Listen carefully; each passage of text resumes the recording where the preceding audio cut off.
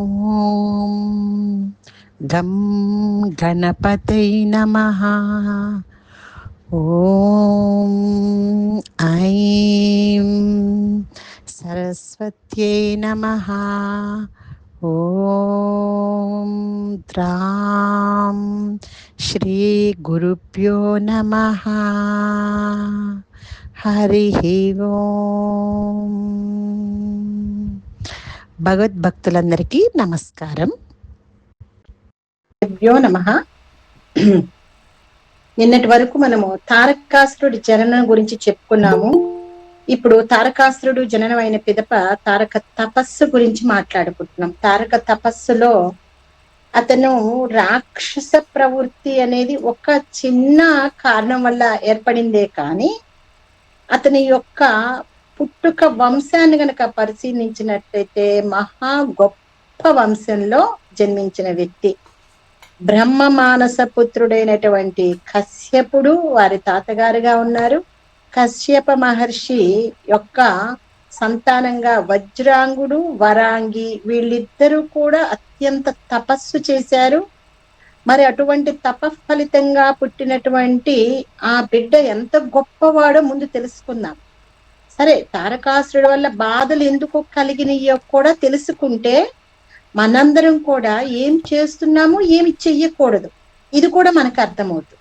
అంటే మానవ జన్మ తీసుకొని దేవతా స్థితికి వెళుతున్నామా, అసురీ శక్తికి వెళుతున్నామా అనేది కూడా మనం పరిశీలించుకునే అవకాశము మనకి ఈ స్కంద చరిత్ర కూడా తెలియచేస్తుంది. మరి ఈ తారకాసురుడు తపస్సు ఎందుకు చేశారు? ఆయనకి ఉండటానికి ఉంది, తినటానికి ఉంది, మంచి శ్రేష్టమైనటువంటి కుటుంబంలో పుట్టాడు. కానీ ఆయనకు ఒక అసంతృప్తి మాత్రం మిగిలింది. యుద్ధం లేకుండా అలా సంపాదించుకొని అలా కూర్చోవటం ఇష్టంగా అనిపించలే. అందుకని దానవులందరినీ సమావేశపరిచాడు. మన జాతి ధర్మం ప్రకారం మనకి వైరం ఎవరితో ఉంది? దేవతలతో. దేవతలు ఏం చేస్తారు?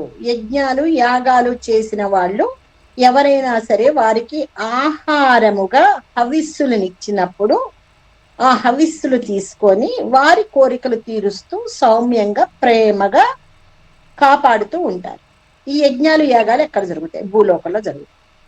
మరి వారు దానిని అనుసరించి దేవతా గణాలు వీళ్ళ పైన ఉన్నటువంటి బ్రహ్మ, విష్ణు, సదాశివుడు వీళ్ళ యొక్క కనుసన్నల్లో ఈ దేవతా గణాలన్నీ పనిచేస్తూ ఉంటాయి. మరి అసురులకి ఎందుకు వీళ్ళ మీద కోపము అంటే వీళ్ళు ఆ విధంగా పొందిన స్థానాలని వాళ్ళ మీద తిరగబడి కొట్లాడి జయించి తెచ్చుకోవటమే అసురి లక్షణం. అన్ని ఉచితంగా రావాలి. వీళ్ళేమో సంపాదించుకుంటారు ఒక స్థితిని, ఆ సంపాదించుకున్న స్థితిని ఏదో రకంగా లాక్కోవటమే అసురి లక్షణం. మరి ఆ స్త్రీ లక్షణం అలా ఉండటం వల్ల వీళ్ళిద్దరికి పరస్పరం ఎప్పుడు యుద్ధం జరుగుతూనే ఉంటాయి. అంత ముందు కూడా మనం ఒక ప్రవచనంలో చెప్పుకున్నాము. అంత పూర్వం ఎక్కడ ఉండేవాళ్ళు అంటే వేరు వేరు లోకాల్లో ఉండేవాళ్ళు. అసురులు, దేవతలు, వాళ్ళకి అలా జరుగుతుండేది యుద్ధము. తదుపరి ఏం జరిగింది? సముద్రానికి అవతల యువతల అంటే మనం త్రేతాయుగంలో చూసుకున్నాం. ఆ తర్వాత అక్కడి నుంచి ఎట్లా వచ్చేసారు? ఒకే ఇంట్లో పుట్టారు. అంటే కంసుడు, కృష్ణుడు ద్వాపర యుగంలో ఒకే ఇంట్లో.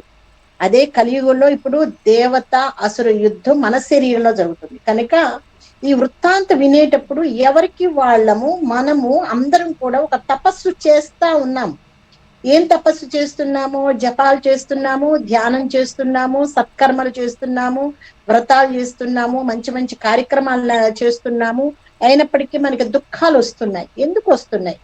అందుకని ఈ తారకాసురుడి యొక్క తపస్సు చూస్తూ ఉన్నప్పుడు మనం చేస్తున్న తపస్సులు కూడా పోల్చుకుంటూ ఒక్కసారి మనం ఇంకేమి చేయకూడదు అనేది తెలుసుకునే అవకాశాన్ని ఈ చరిత్ర మనకిస్తుంది.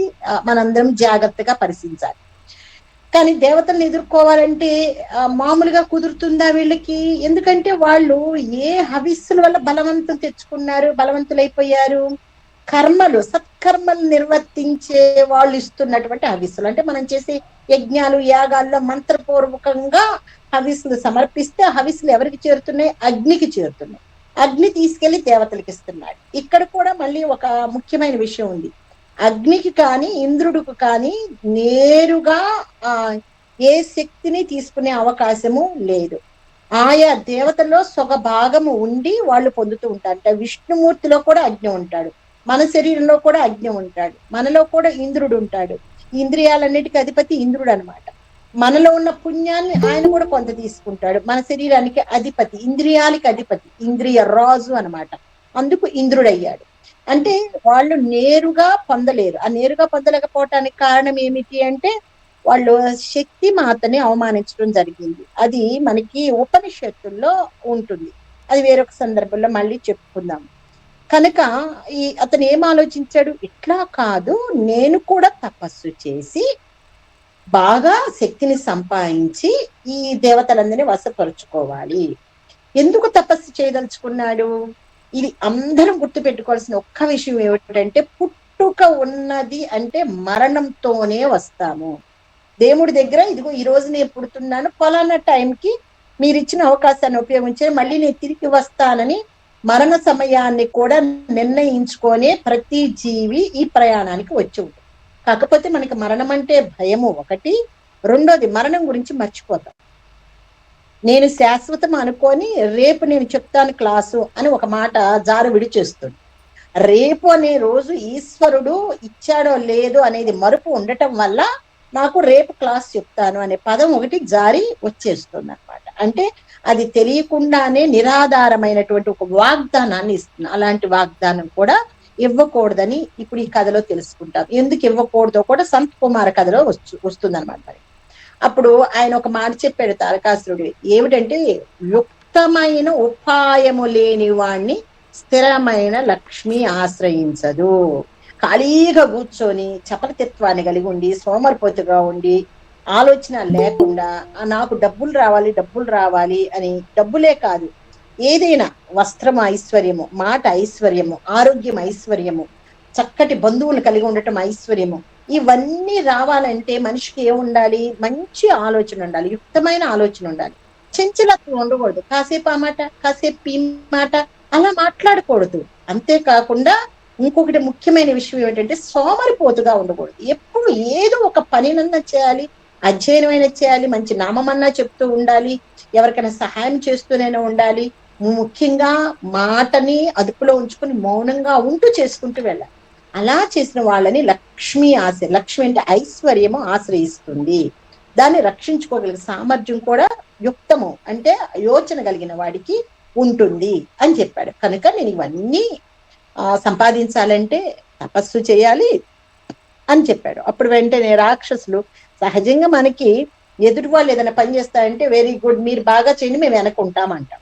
బాగు మీరు చెయ్యండి, మేము ఈ లోపల రాజ్యాన్ని అంతా రక్షించుకుంటూ జాగ్రత్తగా ఉంటామని చెప్పని ఆయన చెప్పాడు. అప్పుడు ఈ తారకాసుడు పారియాత్ర అనే పర్వతానికి వెళ్ళాడు.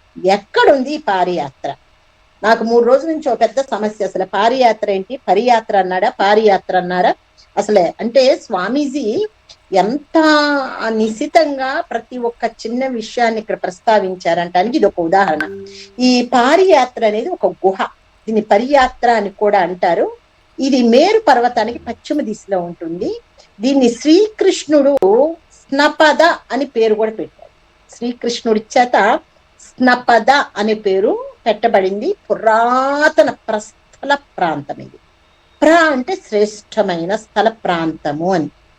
దీని దరిదాపుగా ఇది ప్రయాగకు దగ్గర ప్రాంతంలో ఉన్నటువంటి ఈ కథలన్నీ మన భారతదేశంలోనే జరిగింది. ప్రయాగకి దరిదాపు దగ్గర ప్రాంతంలో ఉన్నటువంటి ప్రాంతం అన్నమాట.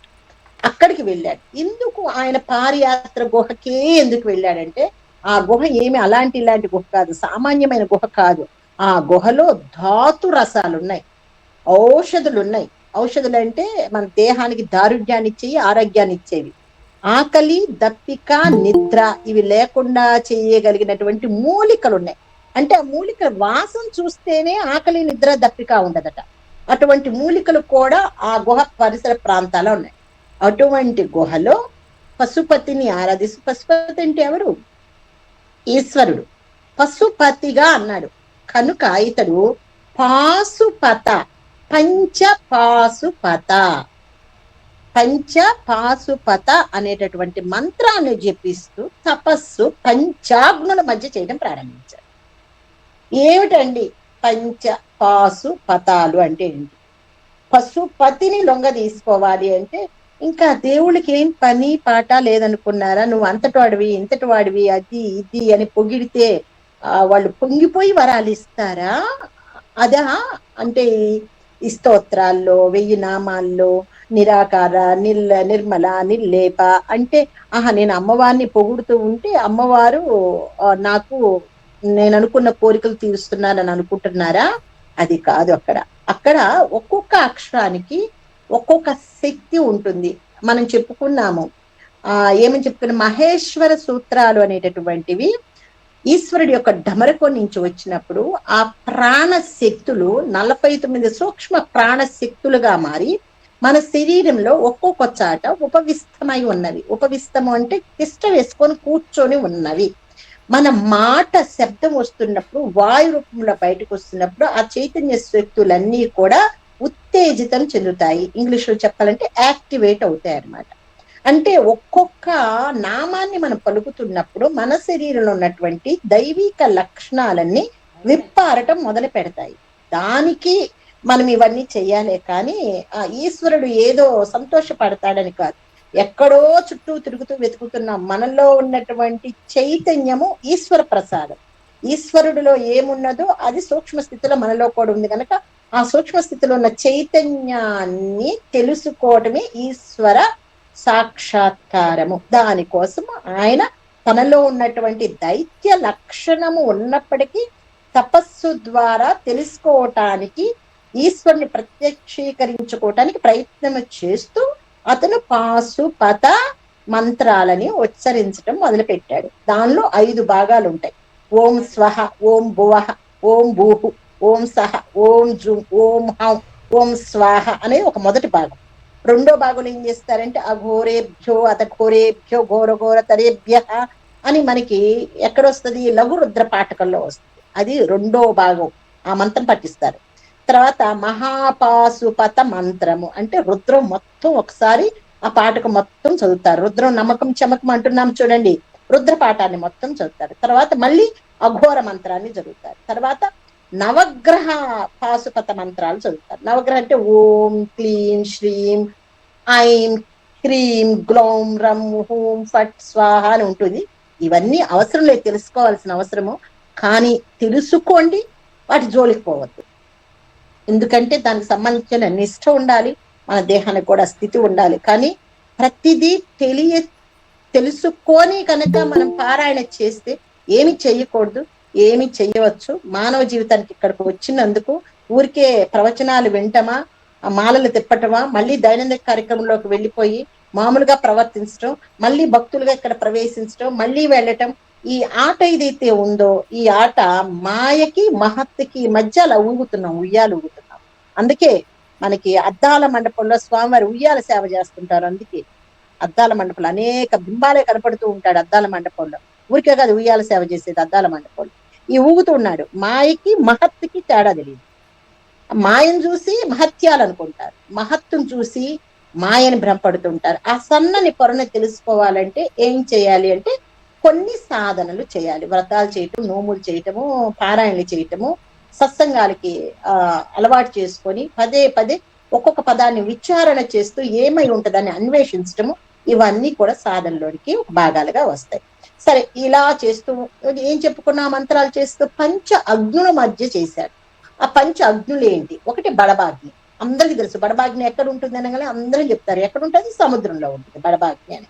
అది ఎవరు అంటే అమ్మ శక్తి స్వరూపమే బడబాగ్నిగా లోపల ఉన్నది. అలా ఆ శివ శక్తి కలిపి అక్కడ ఉంచబడిందంట. బడబాగ్ని ఒక్కసారి స్ఫోటనం గనక అయినట్లయితే మొత్తం విశ్వం మొత్తం ఏకమైపోతుంది. మరి రెండో అగ్ని ఏమిటి అంటే జఠరాగ్ని మనలో ఉంటది అనమాట. ఆ జఠరాగ్ని కూడా పూర్వకాలమే ఏం చేసేవారంటే మనిషి కింద చిన్న పీట వేసుకొని కూర్చొని దాని మీద ఒక దర్భచాప పరుచుకొని దానిపైన ఎత్తు ఒక ఆసనాన్ని వేసి దానిపైన మోదుగాకుల ఇస్తరాకును కానీ లేదా బాదపు పత్రాలను కానీ లేకపోతే మన అరిటాకును కానీ తీసుకొని చుట్టూతా పరిశేచనం చేసి ఆ ఆహారాన్ని స్వీకరించడాన్ని ఒక యజ్ఞంగా చేసేవాళ్ళు. మొదటి ముద్దను ఒక ఆహుతిగా, రెండో ముద్దను రెండో ఆహుతిగా, అలా లోపల ఉన్న జఠరాగ్నికి స్వాహాకారాలతో చెప్పుకుంటూ విధి విధానంతో చేసేవాళ్ళు అనమాట. జఠరాగ్ని ఆ అగ్నిని కూడా అతను ప్రేరేపించుకున్నాడు. ఇక మూడోది కాష్టాగ్ని. కాష్టాగ్ని అంటే చాలా చోట్ల ఇప్పుడంటే మన కర్పూరాన్ని వెలిగించి ఒత్తిడి వెలిగించేసి యజ్ఞం మొదలు పెడుతున్నారు చాలా మంది. కానీ నిష్ఠాగరిష్ఠులైన వేద పండితులైతే ఏం చేస్తారంటే రెండు కాష్టాలను, రెండు కట్టె పుల్లను రాపిడి చేయిస్తారు. కొంతమంది ఆకురాయిని ఉంటది, ఆకురాయిని రెండు రాళ్ల ద్వారా నిప్పును పుట్టిస్తారు. కొంతమంది ఇంకా శక్తివంతులైతే మంత్రాన్ని చెప్తూ ఉంటేనే అగ్ని పుడుతుంది. అంటే నోరు అగ్ని వాక్కు అంటారు చూడండి, జీవితాన్ని నిలబెడుతుంది, జీవితాన్ని పడగొడుతుంది అంటారు చూడండి. అట్లా ఒక మంత్రం చెప్తూనే అగ్ని పుడుతుంది. ఈ మధ్య కూడా ఒక వీడియో వైరల్ అయ్యింది. అలాగా కాష్టంతో చేసే అగ్ని కాష్టాగ్ని అంటారు. తర్వాత వజ్రాగ్ని. వజ్రాగ్ని అంటే ఇంద్రుడి యొక్క వజ్రాయుధం యొక్క తేజస్ ద్వారా వెలువడేది. ఇప్పుడు మనకి వజ్రాగ్ని ఏంటంటే పిడుగులు పడుతూ ఉంటాయి చూడండి, రెండు మేఘాలు తాడనం చెందటం వల్ల అగ్ని పుడుతుంటుంది చూడండి. అగ్ని పుట్టి పిడుగు రూపంలో వస్తే అది కింద అన్ని మాడి మసైపోతున్నాయి. దాన్ని వజ్రాగ్నిగా మనం చెప్పుకుంటాం. ఇక అందరికి ప్రత్యక్ష దైవం ఎవరండి? సూర్యాగ్ని.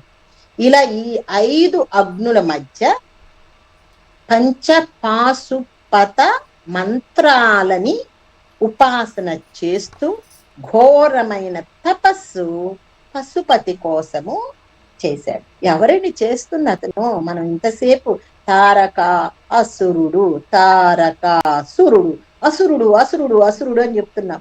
ఆయన అసురుడు ఎందుకు అవుతాడండి? మనకంటే గొప్ప సాధన చేస్తున్నాడు. ఆయన అసురుడు ఎందుకు అయ్యాడు? అసురుడు అంటున్నాం. మరి ఆ తారక అంటే మళ్ళీ తల్లిని దాటించిన వాడు కదా తారకాసురుడు అంటే, ఆవిడ బాధను దాటించిన వాడు కదా. అందుకు కదా కశ్యప మహర్షి బ్రహ్మతో సహా వచ్చి ఆయన పేరు పెట్టాడు. మరి తల్లి దుఃఖాన్ని దాటించిన వాడికి అందరిలో కూడా, అంటే ముఖ్యంగా ప్రకృతిలో ఉన్న ప్రతి జీవు పట్ల కూడా తల్లి భావన రావాలి కదా.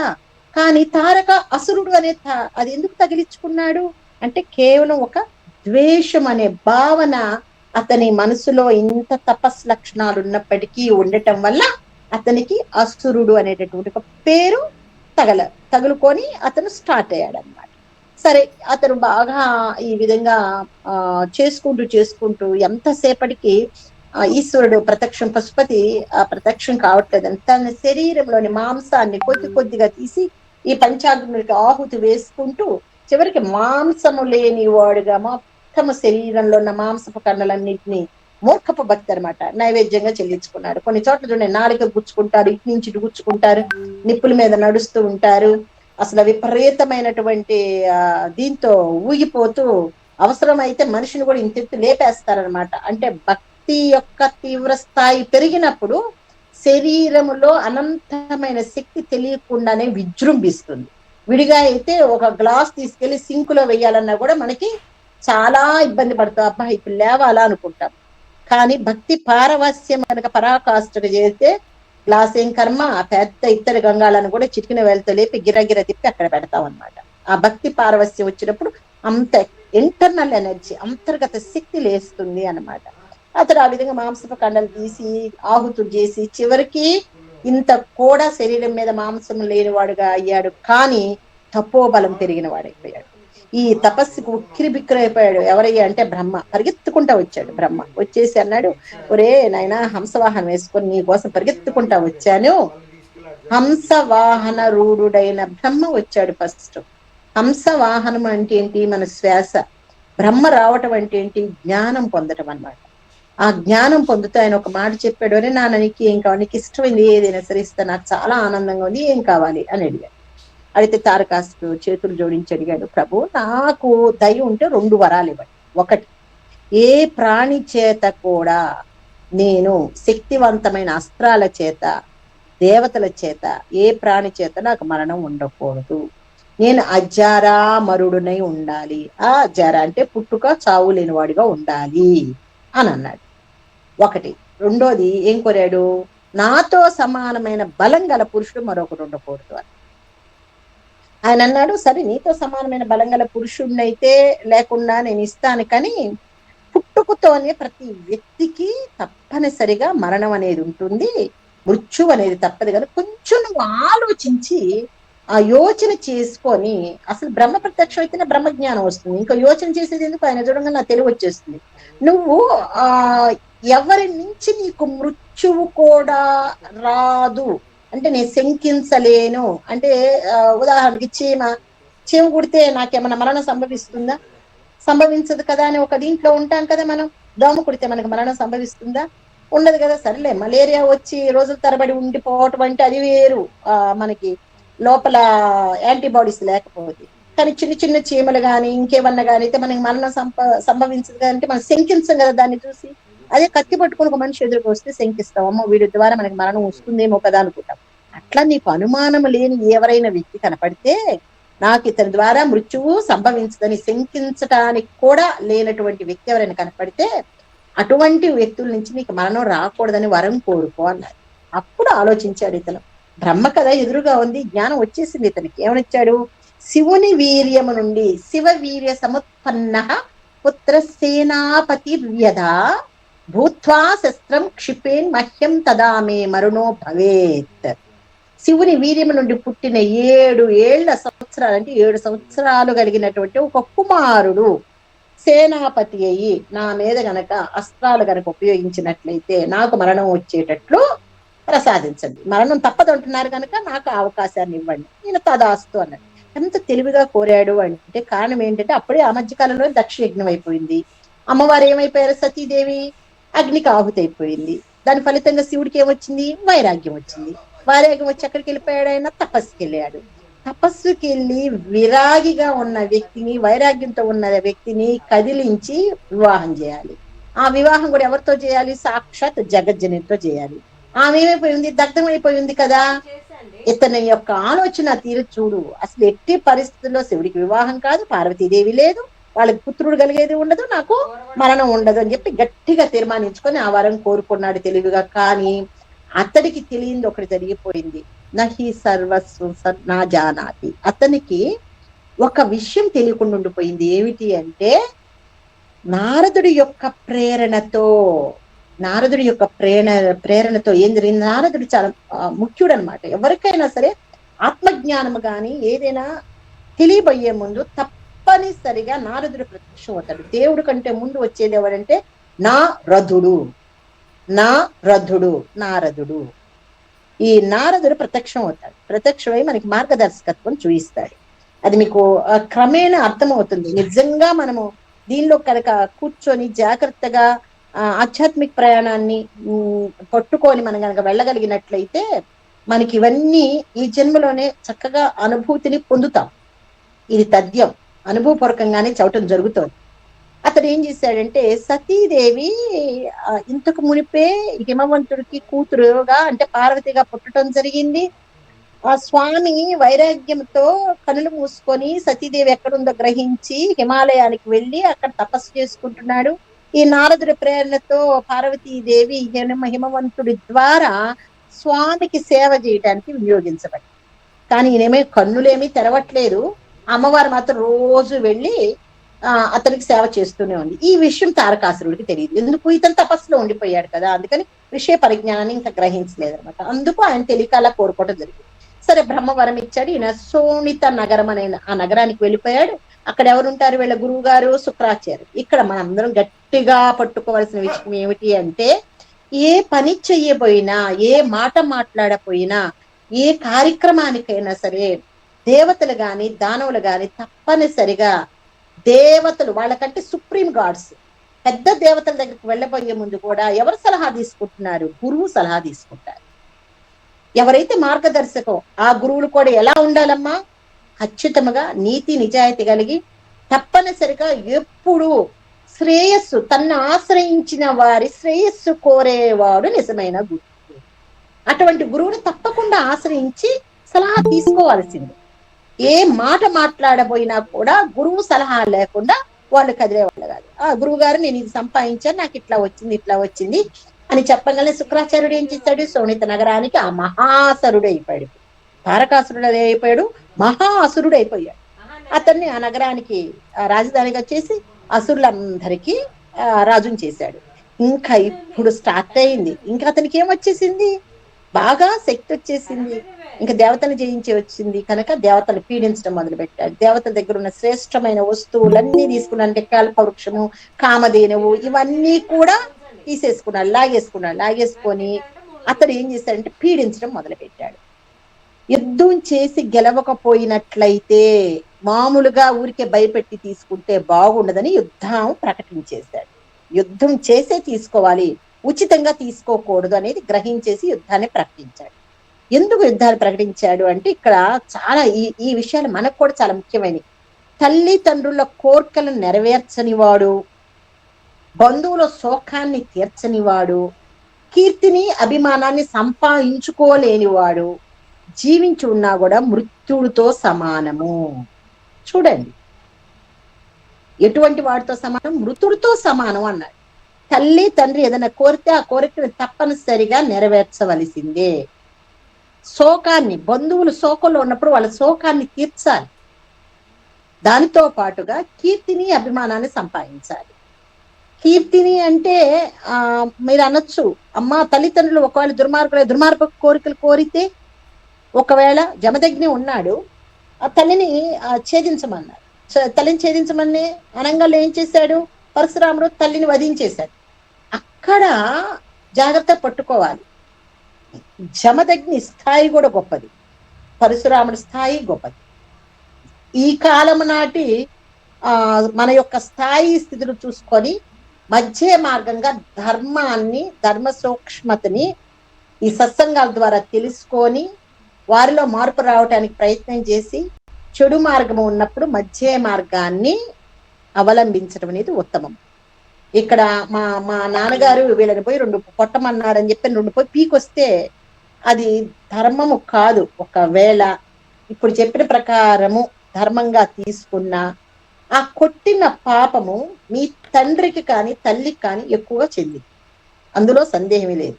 కీర్తి కూడా, నేను ఒక యజ్ఞం చేశాను, ఆ యజ్ఞం చేస్తూ 10 మంది నన్ను మెచ్చుకోవాలని తపనతో చేశాను కనుక ఏదో రకంగా కీర్తి అయితే వస్తుంది. కానీ యజ్ఞ ఫలము కీర్తి వరకే ఇంతతోనే ముగిసిపోయింది. యజ్ఞ ఫలం ఏంటి? మోక్షానికి మార్గం వేసే ఫలం మనకు అందుకున్నప్పుడు. అంటే మనం కోరుకుంది ఇంత, దేవుడు ఇవ్వాల్సింది అంతను వదిలేసాం, ఇంతటితో మనం ఆగిపోయాం. కనుక ఏ పనిని చేసినా మనము ప్రతిఫలాపేక్షిత రహితంగా చేసుకుంటూ వెళ్ళమని శ్రీకృష్ణుడు చెప్పింది అనమాట.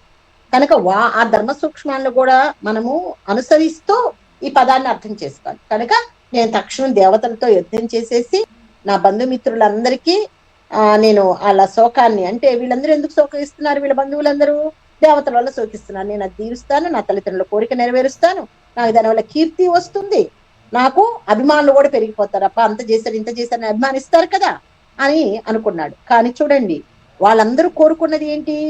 ఒక కూడనటువంటి పనిని కోరుకున్నారు. అందుకని ఫలితాన్ని చివరికి చాలా భయంకరంగా అనుభవించారు. అప్పుడు వెంటనే ఆయన ఏం చేశాడంటే, నేను దేవతల యుద్ధంలో ఓడించాలి గనక బంగారు పట్టి కట్టినటువంటి ధ్వజస్తంభంతో ఉన్న రథాన్ని 8 చక్రాలతో సిద్ధం చెయ్యండి అని ప్రకటించాడు. అప్పుడు అతను ఒక మాట ఉపయోగించాడు. తల్లి కోరికను నెరవేర్చడానికి మర్కటకుడు అనే అతను ఏ విధంగా బయలుదేరాడో ఆ కథ ఎలా ఉందో, నా తల్లి యొక్క దుఃఖాన్ని తరింప చేయటానికి నిజంగా నేను తారకుడిని అవుతాను, దుఃఖాన్ని తరింప చేయడానికి నేను తారకుడిని అవుతాను. మర్కటకుడి కథ అంటే మన ఆంజనేయ స్వామి కథ. తల్లి కోరికను ఎలా నెరవేర్చాడనేది ఇంకొక అధ్యాయంలో తెలుసుకుంటాం. తారకుడు మాటలు విన్నప్పుడు గ్రసనుడు అనేటటువంటి వాళ్ళ సేనాపతి ఉన్నాడు. ఆయన ఇతని మాట విన్న వెంటనే ఒక రథాన్ని తయారు చేశాడు. ఆ రథానికి గరుడులతో కూడిన అనేక గరుడులు వచ్చినాయి. అంటే గరుత్మంతుడి యొక్క సంతానము గరుళ్ళు. వీళ్ళందరూ ఎక్కడున్నారు? మేరు గుహలో దాంకొని ఉంటే వాళ్ళందరినీ జయించి తీసుకొని వచ్చి ఇతని రథానికి కట్టేశారు. ఆ రథము ఎటువంటి రథం అంటే, ఈయన 8 చక్రాల రథాన్ని సిద్ధం చేయమంటే ఇతను గ్రసనుడు అనేవాడు 64 చక్రాలున్న రథాన్ని సిద్ధం చేశాడు. ఈ 64 చక్రాల రథము ఎన్ని యోజనాలు ఉందో తెలుసా? 4 యోజనాలు విశాలంతో ఉందట. ఈ 4 యోజనాల్లో ఆ రథంలో క్రీడా గృహాలు కూడా ఉన్నాయి. అంటే క్రీడలంటే ఊసుకోక పని పాట లేకపోతే ఆడుకోవటానికి కూడా లోపల గృహాలు ఉన్నాయట రథంలోని. ఒక యోజనం అంటే 8 నుంచి 10 మైళ్ళు దూరము, లేదా కిలోమీటర్లతో చెప్తే 13 నుంచి 16 కిలోమీటర్ల దూరం ఉంటుంది ఒక యోజనం. అలాంటివి ఎన్ని యోజనాలు? 4 యోజనాలు కలిగిన రథము. ఆ రథానికి ఎన్ని చక్రాలు ఉన్నాయి? 64 చక్రాలు ఉన్నాయి. 64 చక్రాలు గల రథంతో ఎక్కడికి వెళ్ళాడు? దేవతల మీద యుద్ధం చేయడానికి వెళ్ళాడు. ఆ వెళ్తున్నప్పుడు ఒక్కడే వెళ్ళాడా? తన వెంట 10 మంది మహాసేనని తీసుకుని వెళ్ళాడు. వాళ్ళలో చాలా ఇంపార్టెంట్ అయిన వాళ్ళు ఎవరంటే జంభుడు, కుజంభుడు, మహిషుడు, కుంజరుడు, మేఘుడు, కాలనేమి, నిమి, మదనుడు, జంభకుడు, శుంభుడు. ఈ 10 మంది మహాదైత్య నాయకుడు, అంటే విషమ జిమ్మేటటువంటి నాయకుడు. అతను ధ్వజం బంగారు పట్టి అన్న ధ్వజం అన్నాడు కదా, తారకాసుడుకున్న ధ్వజానికి ఒక ముఖ్య లక్షణం ఏంటో తెలుసా? ఆ ధ్వజము ఒక్కొక్కసారి పరిసరాన్ని బట్టి రాక్షసుడిగా మారిపోతుంది, పిశాచంగా మారుతుంది, కాకిగా మారుతుంది, గద్దగా మారుతుంది. అది కోరిన రూపాన్ని తెచ్చుకుంటుంది ఆ ధ్వజం. ఆ పరిసరంలో ఉన్నటువంటి పరిస్థితులకు అనుగుణంగా అలా మారిపోతుంది. అటువంటి ఆ ధ్వజస్తంభాన్ని కలిగి ఉన్నాడు. ఎందుకు ఇవన్నీ చవటం జరిగింది అంటే, మనలో ఎన్ని మంచి లక్షణాలు ఉన్న పరిస్థితులకు అనుగుణంగా మన ధ్వజము వెన్నెముక ద్వారా, మన ధ్వజం ఎవరంటే వెన్నెముక, వెన్నెముక ద్వారా పనిచేసేటటువంటి తలంపులు పరిసరాలకు అనుగుణంగా రకరకాలుగా మనం మార్చేస్తా ఉంటాం. అదే చదువుతున్నాడు ఇక్కడ మనకి. ఆ అసురత్వం వచ్చినప్పుడు ముఖం మారిపోతా ఉంటది, మనకి రకరకాల ముఖాలుగా మార్చేసి మనం మాట్లాడుతూ ఉంటాం అనమాట. ఇటువంటి స్థితులు వస్తాయి. ఎప్పుడు వస్తుంది? అహం శృతి మించినప్పుడు, శక్తిని అవసరమైన విధానం కాకుండా అనవసరంగా ఉపయోగించినప్పుడు వచ్చేటటువంటి. ఈ లోపల ఈ విషయాలన్నీ దేవదూత అయినటువంటి వాయువు గ్రహించేసి వెంటనే ఇంద్రుడి దగ్గరికి వెళ్ళిపోయాడు. మనం జాగ్రత్తగా పరిశీలించినట్లయితే మనం జపం చేస్తున్నప్పుడు చల్లని వాయువు మనం తాకుతూ ఉంటుంది. అలాగే మనం గట్టిగా క్రోధంగా కోపంగా ఊగిపోతున్నప్పుడు వేడి వాయువు మన చుట్టూతా ఉంటది. అంటే ఇంద్రుడికి దూత ఎవరు అంటే వాయువు. వాయువు ప్రతి చిన్న విషయాన్ని వెంటనే ఎంత వేగంగా వెళ్ళి అందిస్తాడు. తీసుకెళ్లి దేవతలకి చెప్పాడు. అప్పుడు దేవేంద్రుడు ఈ వార్త విని కాసేపు కళ్ళు మూసుకొని ఎవరి వైపు చూశాడు? బృహస్పతి వైపు చూశాడు. అంటే ఫస్ట్ ఎవరిని కలిశాడు? వాళ్ళ గురువుని కలిశాడు. వాళ్ళ గురువు కలిసి, గురుదేవ అనుకోని రీతిలో దేవతలకు దానవులకు యుద్ధం జరుగుతుంది, ఇప్పుడు నాకు నీతితో యుద్ధం చేయాలా, ఉపాయంతో చేయాలా, ఈ రెండు కలిపి నేను యుద్ధం చేయాలా, నాకు చెప్పండి అన్నాడు. ఈ ఒక్కొక్క వాక్యము చిన్న వాక్యాలు కావు. నీతితో చేయమంటారా, ఉపాయంతో చేయమంటారా, లేదా నీతి ఉపాయంతో కలిపి యుద్ధం చేయమంటారా అని అడిగాడు. అప్పుడు బృహస్పతి చెప్పాడు, చతురంగ సైన్యాన్ని గెలవాలి అంటే సామోపాయంగా చేయాలి నాయన. ఇది సనాతనంగా చెప్పబడింది, అప్పటి నుంచో పెద్దోళ్ళు చెప్తున్నారు. దేశకాల పరిస్థితులను అనుసరించి సామదాన భేద దండోపాయాలతో చేయాలి అన్న. ఏంటి సామదాన భేద దండోపాయాలు అంటే, మా అందరికి ఆ పదం అయితే వచ్చు, దాని వివరణ వచ్చో రాదు అని కాదు, అయినా ఒకసారి మనం పునశ్చరణ చేసుకుందామని నేను ప్రయత్నం చేస్తున్నాను. సామ్యముగా చెప్పటం అంటే మంచి మాటలు చెప్పి, మంచిగా చెప్పి వీలున్నంత వరకు మార్చటం. మాటలు చెప్పగల మారే వాళ్ళు ఎవరంటే ఆర్యులు. ఆర్యులకు చెప్పగానే అర్థమైపోతుంది, ఓకే ఇది మాట్లాడకూడదు, ఇది మాట్లాడచ్చు, ఇది చెయ్యొచ్చు, ఇది చెయ్యకూడదు, ఇక్కడ మనం అనవసరంగా పోట్లాడికి దిగకూడదు, ఇలాంటివన్నీ కూడా మంచిగా చెప్తే అర్థమవుతుంది. అలాంటి వాళ్ళని ఏమన్నారు? ఆర్యులు గుణవంతులు అన్నారు. ఆర్యులకి గుణవంతులకి మాట చెప్తే సరిపోతుంది. అలా కాకుండా లోభులు ఉంటారు కొంతమంది, అంటే డబ్బు ఇస్తే గానీ లొంగరు. మన ఆఫీసులో చూస్తుంటాం కదా, లంచాలు ఇస్తుంటాము, కొంతమందికి డబ్బులు ఇస్తాము, డబ్బులు దండగుచ్చేసి మెళ్ళలో వేసేస్తుంటాము. అలాంటి వాళ్ళకి అదేంటంటే వాళ్ళకి కీర్తి డబ్బు రెండు వస్తేనే వాళ్ళు లోబులు అనమాట. వాళ్ళకి డబ్బుతోనే ముడిపడి ఉంటుంది.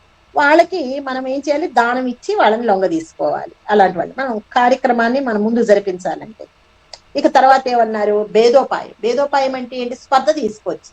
అంటే ఇద్దరు వ్యక్తులు బాగా స్నేహితులుగా ఉన్నారు, కానీ వాళ్ళలో ఒకళ్ళ వల్ల మనకి విపరీతమైనటువంటి ఇబ్బంది కలుగుతుంది. ఇద్దరు కలిసి వస్తే నాకు ఇబ్బంది అయ్యేటట్లుంది కనుక ఇద్దరిని ఏం చేయాలి? వాళ్ళిద్దరి మధ్య స్పర్ధ. ఏదైనా ఒక విషయం దగ్గర తగాదా వచ్చేటట్లు ఒక మాట కనుక వేసామంటే వాళ్ళిద్దరు కొట్టుకుంటే, వాళ్ళిద్దరు విడిపోతే, ఇప్పుడు ఇద్దరికి కలిపిన కామన్ శత్రువు అవుతాడు, మూడో వాడు అవుతాడు. ఇప్పుడు నేను ఆ పొట్లాడిన వ్యక్తి ఇద్దరం కలిసి ఏం చేయాలి? ఆ వ్యక్తిని. ఆ విధంగానే బ్రిటిష్ వాళ్ళు భారతదేశం మొత్తాన్ని కూడా లొంగ తీసుకున్నారు భేదోపాయంతో, మనలో మనకి కలహాలు పెట్టేసి. ఇక ఆ తర్వాత చెడు స్వభావము, అంటే ఎంత చెప్పినా మాట వినరు. మనం డబ్బిచ్చి చూసాము, అన్ని రకాలుగా చూసాము, అయినా మాట వినరు. అలాంటి వాళ్ళకి రెండు తగిలించి దెబ్బ వేసి లొంగ తీసుకోవాలి. అందుకని సామ దాన భేద దండోపాయాల్లో ఈ దానవులకి దండోపాయమే కరెక్ట్ అని చెప్పాడు. దేవతలు అన్న మాటని పూర్తిగా గౌరవం తగ్గీకరించండి అని చెప్పంగానే ఈ దేవతలందరూ కూడా మహాశక్తి సంపన్నులు కదా, వీళ్ళందరూ ఏం చేశారు? యుద్ధానికి బయలుదేరారు. అప్పుడు యముడేమో సేనాధిపతిగా, సూర్యచంద్రులు, అశ్విని దేవతలు, దిక్పాలకులు, వసుదేవతలు, సాధ్య దేవతలు, విశ్వే దేవతలు, నాగ, యక్ష, గంధర్వ, కిన్నెర, మహారగ, నిశాచర, ఈ మొత్తం దేవ సైన్యం మొత్తం బయలుదేరింది. అది చూస్తే భయం వేసేటట్లు ఉంది. ఇక ఇద్దరు దేవతలు రాక్షసులు ఇద్దరు ఈ రోజు చావో రేవో అన్నట్టు వాళ్ళ అవయవాలపైన జీవితం మీద ఆశ వదిలి ఒకరికొకరు తలపడి ఘోరమైనటువంటి యుద్ధం చేసుకుంటున్నారు. దేవాసుర యుద్ధము మొదలు పెట్టడం జరిగిపోయింది. బాగా పోరాడుతూ ఉన్నాడు. ఇప్పుడు రాక్షస సేనపతి గ్రసునుడు అనేవాడు ఉన్నాడు కదా, అతడు బాణాల వర్షాన్ని కురిపిస్తూ ఎంతో మంది దేవతలు హింసిస్తా వెళ్ళిపోతున్నాడు. ఈ సమయంలో యముడు యొక్క మహిషి అంటే దున్నపోతుంటే దున్నపోతు మీద నుంచి యముడు ఏం చేశాడంటే పైకి ఎగిరి ప్రాసం అనే ఒక ఆయుధంతో గ్రసనుడి యొక్క ముఖాన్ని గట్టిగా కొట్టాడు. ఇందాక చెప్పుకున్న వాటిలో జంబుడు అనే రాక్షసుడు ఉన్నాడు కదా, అతను ఇది గమనించేసి అతని దగ్గర భిండిపాల అనే ఒక ఆయుధం ఉంటే ఆ ఆయుధంతో ఛాతి మీద యముడికి కొట్టగానే యముడు తిరగబడి పడిపోవటం జరిగింది. యముడు అంటే కాలుడు కదా, మృత్యువుకి మూలమైన అతన్నే హృదయం మీద కొట్టడం జంబుడు అనేటటువంటి రాక్షసుడికి సాధ్యపడింది. అలా 10 మంది దైత్య వీరులు ఇందాక మనం చదువుకున్న వాళ్ళందరూ కూడా అష్టదిక్పాలకుల్ని సైతము అసలు మామూలుగా అది హింసించి వదిలిపెట్టారు. దాంతో ఈ కాలనేముడి యొక్క ధాటికి తట్టుకోలేక ఇంద్రుడితో సహా అందరూ మూర్చిపోయారు. అప్పుడు విష్ణుమూర్తి రావటం జరిగింది. విష్ణుమూర్తి ఏం చేశాడంటే కాలనేమిని పట్టుకొని దండించి ఒక మాట చెప్పాడు, ఇప్పుడు నేను నిన్ను వధించను, వెళ్ళిపో, బ్రతుకు, కానీ త్వరలో నీ యొక్క మరణం మాత్రం నా చేతుల్లోనే ఉంది అని వెళ్ళిపోబోయాడు. ఇప్పుడు మరి వీళ్ళందరినీ హింస పెట్టాడని రాక్షసులందరూ ఏం చేశారు, విష్ణుమూర్తి మీదకి దాడి దిగారు, కొన్ని వేల మంది. కానీ విష్ణుమూర్తి ఏ శస్త్రాలు అస్త్రాలు ఉపయోగించకుండా కాముగా నుంచున్నాడు. అప్పుడు ఇంద్రుడికి అనుమానం వచ్చింది, తండ్రి ఏంటి మీరు ఇలా కాముగా ఉన్నారు అని అంటూ ఉండగానే విష్ణుమూర్తి యుద్ధ రంగంలో నుంచి బయలుదేరి వెళ్ళిపోయాడు. విష్ణుమూర్తి వెళ్ళిపోగానే అంటే పారిపోవటం కాదు, అక్కడ ఆయన మౌనంగా వెళ్ళిపోయాడు. వెళ్ళిపోగానే వీళ్ళందరూ ఏం చేశారంటే ఇది సమయం కాదు అని విష్ణుమూర్తికి తెలుసు, అందుకనే మౌనంగా వెళ్ళిపోయాడు. అప్పుడు ఇంద్రుడు పరిగెత్తుకుంటా వెళ్ళి, ఏంటి తండ్రి ఇంతమంది రాక్షసుల్ని మీ వల్ల మీరు వాళ్ళందరినీ వధించి మమ్మల్ని రక్షించారు కదా, త్రైలోక్య దానవాన్ సర్వాన్ హతుం శక్తః క్షణదహనం, మీరు దహించారు కదా ఒక క్షణంలో, అలాంటి వాళ్ళు మీరు వెళ్ళిపోయారు ఏంటి అంటే అప్పుడు విష్ణుమూర్తి చెప్పాడు, త్రైలోక్య దానవాన్ సర్వాన్, 3 లోకాల్లో ఉన్న దానవులందరినీ హంతుం శక్తః క్షణ దహం, నేను క్షణంలో దహించి వేసి హత్యం చేయగల శక్తి కలవాడినే, కానీ ముక్త్వా సప్తదినం శిశుం దుర్జహ తారక కింతు కానీ ఏం జరిగింది అంటే ఈ తారకాసురుడు 7 సంవత్సరాల బాలుడు చేతులలోనే, 7 దినాలు అంటే దేవతల దృష్టిలో 7 రోజులు, మన దృష్టిలో 7 సంవత్సరాలు, 7 సంవత్సరాలు ఉన్నటువంటి బాలుడి చేతులనే అతనికి పరాజయం ఉన్నది కనుక మీరు ఆ బాలుడు కోసం ప్రయత్నం చేయండి, నా వెంట పడి ఉపయోగం ఏమీ లేదు, నేను ఏమి చెయ్యలేను, నా చేతుల్లో లేదు, ఈ పని నా వల్ల అయ్యేది కాదు, నాకు కర్తృత్వము నిర్వర్తించాలంటే నాకు కేటాయించలా, నేను మార్గం అయితే చెప్తున్నా వాళ్ళ కోసం మీరు ప్రయత్నం చేయాలి అని అంటే పేరుకు మాత్రం ఏది యుద్ధం చేసుకున్నారు, దేవతలు దానవులు యుద్ధం చేసుకున్నారు, దేవతలు ఓడిపోయారు. ఇంద్రస్థానాన్ని ఎవరు స్వీకరించేశారు, సాక్షాత్ తారకాసురుడు వచ్చి అందరినీ భయపెట్టేసి మూర్ఛవులంపజేసి ఇంద్రస్థానాన్ని కైవసం చేసుకొని ఇప్పుడు యముడు బదులు నిమిని అగ్నిగాను, కాలనేమినేమో యముడుగాను, సంబుడినేమో నిరుతిగాను అంటే నైరుతి దిక్కుగాను, మహిషుడిని వరుణునిగాను, మేఘుడిని వాయుగాను, కుజంబుడిని కుబేరుడుగాను, ఇలా వాళ్ళ స్థానాన్ని రాక్షసులందరికి ఇచ్చేసి అతను పరిపాలించడం మొదలుపెట్టాడు.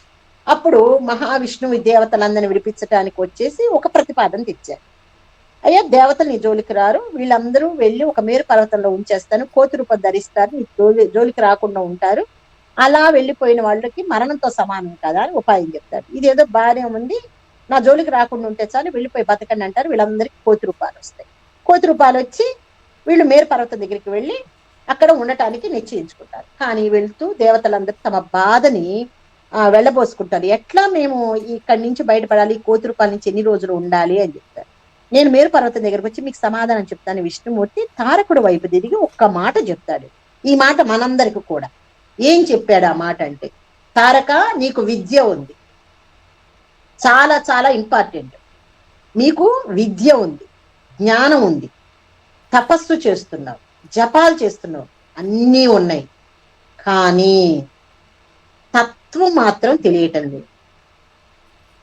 ఏదైతే చేస్తున్నావు నువ్వు తత్వాన్ని పట్టుకోలేకపోయావు. కానీ విద్య, జ్ఞానము, తపస్సు, ఈ జపాల వల్ల నీకేం ప్రాప్తిస్తుంది? తాత్కాలిక సుఖాలు వస్తాయి, ఇవి శాశ్వతం కాదు. నువ్వేమనుకుంటున్నావు? నా చేతిలో కాలము ఉసిరికాయ లాంటిది అనుకుంటున్నావు. అంటే అరిచేతులు ఉసిరికాయ అంటారు, కరతలా మలకు అంటారు. కాలం నీ చేతిలో లేదు. ఈ తత్వాన్ని తెలుసుకోలేనప్పుడు నువ్వు ఎన్ని తపస్సులు చేసినా, ఎంత జ్ఞానం ఉన్నా, ఎంత విద్య ఉన్నా, తత్వాన్ని పట్టుకోలేనప్పుడు నీకు పతనము తప్పదు. అశాశ్వతమైన సుఖాలు అత్యంత తొందరగా వెళ్ళిపోతాయని హెచ్చరిక చేశాడు విష్ణుమూర్తి. ఇది మనందరికి కూడా భక్తి ఉంది, భగవారాధన ఉంది, అనేకమైన విద్యలు నేర్చుకుంటున్నాము, అనేక శ్లోకాలు పఠిస్తున్నాము, గుడులకు వెళుతున్నాము, నోములు నోస్తున్నాము, వ్రతాలు చేస్తున్నాము. కానీ అందరం చేయలేకపోతుంది ఏమిటంటే తత్వాన్ని పట్టుకోలేకపోతుంది. ఈ తత్వం పట్టుకున్న వాడికి అవమానము తెలియదు, కీర్తి ప్రతిష్టలు పట్టించుకోరు, మాన అవమానాల గురించి ఉండదు, తిన్నదాన్ని పరిమితితో తింటారు, అంటే దేహాన్ని కాపాడుకోవటానికి ఉంచుతారు. ఆ తత్వంలో ప్రకృతి మొత్తాన్ని దైవ స్వరూపముగా తెలుసుకుంటారు. ఇంకా లోతైన విశ్లేషణ సాధన చేసే కొద్దీ వస్తుంది. ఏదైనా ఎవరికి వారు తెలుసుకోవాలి. ఇందాక జై బజరంగ బలిలో కూడా నా ఆరాధ్య దేవుడు ఎవరు, అతని పేరు చెప్పు చెప్పు చెప్పు అని ఆంజనేయ వెంట పడుతున్నాడు గరుత్మంతుడిని. అంటే తన ప్రాణాన్ని అడుగుతున్నాడు, ప్రాణశక్తిని గరుత్మంతుడిని అడుగుతుంటే నీకుగా నువ్వు అన్వేషించుకో. ఒక్క నిమిషంలో చెప్పలేడు ఆ రామ అని. ఆ రామ అనే పదాన్ని పట్టుకోవాలి అంటే ఆంజనేయ స్వామి పరితపించాడు, పరిగెత్తాడు. మనందరికి తేలిగ్గా రామ శ్రీరామ రామ రామ అనే మంత్రాన్ని అత్యంత సునాయాసంగా ఇచ్చేసాడు ఆంజనేయ స్వామి. ఇచ్చి పలకండర్రా అన్నాడు. సరే, కొంతమందికి శని వక్క దృష్టి వల్ల ఏమో కొంతమంది అది పలకటానికి కూడా ఇష్టం లేకుండా పలికే వాళ్ళని కూడా ఏదో మాట్లాడటం జరిగింది. అది వాళ్ళ కర్మఫలం ఎత్తుకున్నారు, అది కర్మఫలం ఎత్తేసుకున్నారు. అంటే ఎవరికి వాళ్ళు అన్వేషించి వాళ్ళ గురువుని అన్వేషించుకోవాలి, వాళ్ళ ఆరాధ్య దైవం ఎవరో గుర్తించుకోవాలి. ఆరాధ్య దైవము ఆ ఫలితము వచ్చేటప్పుడు కొన్ని కష్టాలు వస్తాయి, వాటిని ఎదుర్కోవాలి. అప్పుడు మంత్రాన్ని తీసుకోవాలి, మంత్రాన్ని సిద్ధింప చేసుకోవాలి. ఆ మంత్రాన్ని సిద్ధింప చేసుకున్న తర్వాత దాన్ని ఆచరణలోకి పెట్టాలి. ఆ తర్వాత అందరికీ చెప్పి ప్రయత్నం చేయాలి. ఇదంతా చెయ్యాలంటే తత్వం తెలియాలి ముందు. తత్వం తెలియకుండా ఎన్ని బాధ్యతలు చదివి ఉపయోగం ఏముంది, ఎన్ని వేదాలు చేసే ఉపయోగం ఉంది, ఎన్ని సత్సంగాలు కూడా చేసుకునే ఉపయోగం ఏముంది? ఎందుకు ఒక్కొక్క లైన్ లో కూడా ప్రతి దాన్ని సూక్ష్మంగా పరిశీలిస్తున్నాం అంటే మనం తత్వం తెలుసుకోవడానికి ప్రయత్నం చేస్తున్నాం. ఇదే తత్వం తెలుసుకోవటం అంటే. అప్పాజీ గారు మనకి అది ఇచ్చారు, ఇచ్చి ఈ తత్వాన్ని వాళ్ళకు ఉపదేశించినానా అని చెప్తేనే చెప్పగలుగుతున్నాను. అత్యంత గురువులు జగజ్జనని పార్వతీదేవి, విజయేశ్వరి మాత, గురువులైనటువంటి సచ్చిదానంద మూర్తి, వీళ్ళిద్దరూ వెనకుండి ఇదిగో ఇది నువ్వు చెప్పాల్సింది, ఇది నువ్వు చెప్పాల్సిందని నిర్దేశిస్తే నాకు స్ఫురణకు వస్తుంది, రాయగలుగుతున్నా, రాసింది చెప్పగలుగుతున్నా. ఆ తత్వాన్ని పట్టుకో, అప్పటిదాకా వీళ్ళు కోతులుగానే ఉంటారు, అశాశ్వతమైన సుఖాన్ని నువ్వు పొందు అని చెప్పి దేవతల వైపు తిరిగి ఏం చెప్పాడంటే మీరు బ్రహ్మ దగ్గరికి వెళ్ళండి. ఎందుకంటే వరాలు ఎవరిచ్చారు? బ్రహ్మ ఆయనకి ఇచ్చింది ఆ జ్ఞానం కలిగేటట్లు. కనుక మీ శబ్దాన్ని మర్చిపోవద్దు, మీరు మీకు హితమైనటువంటి దాన్ని చెప్తున్నా బ్రహ్మ దగ్గరికి వెళ్ళి మీ కర్తవ్యాన్ని, మీ శబ్దాన్ని నెరవేర్చుకోండి అని చెప్పి సూచన ఇచ్చి వెళ్ళిపోయాడు విష్ణుమూర్తి. మనకు కూడా సూచన చెప్తూ ఉంటాడు విష్ణుమూర్తి. విష్ణుమూర్తి ఎవరో ఒకళ్ళ ద్వారా దారి చూపిస్తుంటాడు, ఈ దారి పట్టుకో, ఇది ఉపాసన చేయి, ఇది చేయని చెప్తూ ఉంటాడు. అవన్నీ కూడా మనం పట్టుకొని చేయగలిగి ఉండాలన్నమాట. అప్పుడు భవతః కిం న జ్ఞాతం దుఃఖం ఎన్న ఉపస్థితం తదుఃఖం నాస్య క్షిప్రం వయం తే శరణం గతాహ. వయం మేము నేను శరణ కోరుతున్నాం, వయం తే శరణం గతాహ తదుఃఖం నాశయ క్షిప్రం. మాకు శీఘ్రమే వెంటనే మా దుఃఖాన్ని నాశనం చేయి బ్రహ్మ. మేము అసలే రాక్షసుల వల్ల మేము చాలా దుఃఖంలో ఉన్నాము. ఎటువంటి దుఃఖంలో ఉన్నామంటే మాకు యాగాలు జరగట్లేదు, యజ్ఞాలు జరగట్లేదు, హవిస్సులు అందటం లేదు, వసులువైపోయాం. ఎవరికి? రాక్షస లక్షణాలకు మేము వసులైపోయాం. నిద్రపోవటం, బాగా బిర్యానీలు అయ్యి ఇవి తింటము, ఎక్కడ పోయినా అసలు ప్లేట్ల నిండా తీసుకోవటము, అది వెరైటీలు కోరుకోవటము, ఇవన్నీ ఏంటి? రాక్షస లక్షణాలు. ఒక 4-10 రకాలు కోరుకుందంటే ఇవన్నీ రాక్షస లక్షణాలు. ఇవన్నీ కూడా చేస్తున్నాము. మాకు తాపస్సులు లేరు, తపస్సు చేసేవాళ్ళు లేరు, జపం చేసేవాళ్ళు లేరు. ఒకవేళ ఎవరైనా జపం చేస్తున్న పక్క వాళ్ళు వద్దని మాన్పించేస్తున్నారు. ఈ విధంగా మాకు శక్తి లేకుండా పోయింది, నువ్వు తప్పితే ఏమీ చేయలేరు అనగానే చిన్న చిరునవ్వు నవ్వాడు బ్రహ్మ. ఇది నేను తీసుకొచ్చిందే కనుక నేనే దాన్ని తీసివేయాలి. కానీ తారకుడు మహాపాపి. ఓకే, ఇతనికంటూ ఇంకో మహాపాపి క్రౌంచాసురుడు అని ఉన్నాడు. అతడు ఏం చేస్తాడంటే పాతాళ లోకాలకు కూడా వెళ్ళి బాధ పెడుతూ ఉన్నాడు జనాన్ని. ఇతన్నే తట్టుకోలేకపోతుంటే అతను కూడా పాతాళ లోకంలో వాళ్ళని, పైలోకం వాళ్ళని అందరినీ కష్టపెడుతున్నాడు. కనుక నువ్వేమన్నా చెయ్యంటే మీరేం భయపడబాకండి, నా దగ్గరికి మాత్రం తారకాసుడు రాలేడు. ఎందుకంటే నేనంటే భయం భక్తి ఉంది కనుక మీకు ఇవన్నీ పోగొట్టడానికి శంకరుడే. కానీ ఇక్కడ ఇంకొక మాట చెప్తున్నాను. విష్ణుమూర్తి గాని, బ్రహ్మ గాని, శంకరుడు గాని సాక్షాత్ శక్తి మాత. వీళ్ళ నలుగురు కూడా ఎవరు మీకు ఏమీ చేయలేరు. కానీ శంకరుడికి కనుక సంతానం కనుక కలిగినట్లయితే ఆ సంతానం ఈ తారకాసురుణ్ణి వధించేస్తాడు. కనుక శివుని వీర్యం ద్వారా మహాకుమారుడు జన్మిస్తేనే తారకాసురుణ్ణి సంహరించగలరు, ఎవరు సంహరించలేరు అని చెప్పారు. చెప్తే అప్పుడు వీళ్ళు ఒక ప్రశ్న వేశారు. ఇది కూడా మనందరం జాగ్రత్త పట్టుకోవాలి. ముక్తి కాంక్ష గల విరక్తులు, ముక్తి కాంక్ష కలిగిన విరక్తులు కర్మబంధాన్ని పోగొట్టే ధర్మాన్ని కోరుకున్నట్లుగా, అంటే ముక్తి కావాలని అన్నిటి మీద విరక్తి పెంచుకున్న వాళ్ళు సన్మానాలు, పొగడ్తలు, పేరు, ప్రతిష్ట, ఒకటి అది రావాలి ఇది రావాలి, నేను ఇది చేయాలి అది చేయాలి, తాపత్రయము, ఇవన్నీ పోగొట్టుకుంటారు. దేనికోసము? ఆత్మజ్ఞానాన్ని పొందటం కోసం. అలా ఎవరైతే ఆత్మజ్ఞానాన్ని పొందటం కోసము ఎవరైతే ప్రయత్నం చేస్తారో వాళ్ళు సంకల్పం చేయాలి. ఏం సంకల్పం చేయాలి? తారకాసుని సంహరించే దేవతలకు సేనాధిపతి కావాలని సంకల్పం చెయ్యండి. అప్పుడు మీకు తారకాసురుడుని వధించేటటువంటి మహోన్నతమైన సేనాధిపతి శివుని వీర్యం వల్ల పుడతాడు అని వీళ్ళకి చెప్పటం జరిగింది. ఇంకా అప్పుడు మీరందరూ దుఃఖంలో ఉన్నారు. కానీ మీ అందరికి తెలియని విషయం ఒకటి ఉన్నది. ఇప్పుడు దేవతలు అనవసరంగా ఈ కష్టాలు పడ్డారా? ఊరికే పడలా. దక్ష యజ్ఞం జరుగుతున్నప్పుడు వీళ్ళందరూ కూడా దక్షుడితో పాటు శివుణ్ణి నిందించిన వాళ్ళు కొంతమంది, పక్కన వాళ్ళదే తప్పు వీళ్ళదే తప్పు అని మనం కూడా పంచాయతీ పెడుతూ ఉంటాం. ఎవరైనా ఇద్దరి మధ్య గొడవ జరిగితే ఒకళ్ళు ఒక వర్గం ఒకళ్ళు ఒక వర్గం వెళ్ళి ఇద్దరి గురించి మనం తీర్పు చెప్తాం అనమాట. అలా అలా పంచాయతీ పెట్టుకున్న వాళ్ళు కొంతమంది ఉన్నారు. కొంతమంది మనకెందుకని మధ్య మార్గంగా దానిని ఖండించకుండా, అధర్మాన్ని ఖండించకుండా నుంచున్న వాళ్ళు ఉన్నారు. అందుకని ఎవరికి తగ్గ స్థాయిలో వాళ్ళకి ఇప్పుడు అసురుల వల్ల ఇబ్బందులు వచ్చాయి. శివుణ్ణి అవమానిస్తుంటే చాలా చక్కగా చూస్తూ నిలబడిపోయారు కనుక దక్షయజ్ఞం అప్పుడు వీళ్ళకి కష్టాలన్నీ వచ్చాయి. కనుక పశ్చాత్తాపం రావాలి మీలో. ఎవరినైతే ఉపేక్షించారో ఇప్పుడు ఆయన్నే శరణు కోరాలి. ఎవరినైతే మనం దూషించామో, ఎవరినైతే వదిలేస్తామో, మనకి భగవంతుడు కాలచక్రాన్ని ఇలా తిప్పి వాళ్ళ కాళ్ళ దగ్గర పడేస్తాడు. మనం ఇది లోక సహజం. అందుకని శివుణ్ణి మీరు బాగా ప్రార్థించండి. అతడు ఎక్కడున్నాడు? హిమత్ పర్వతంలో ఉన్నాడు. అతన్ని మెప్పించండి. సతీదేవి జాడ తెలుసుకోండి.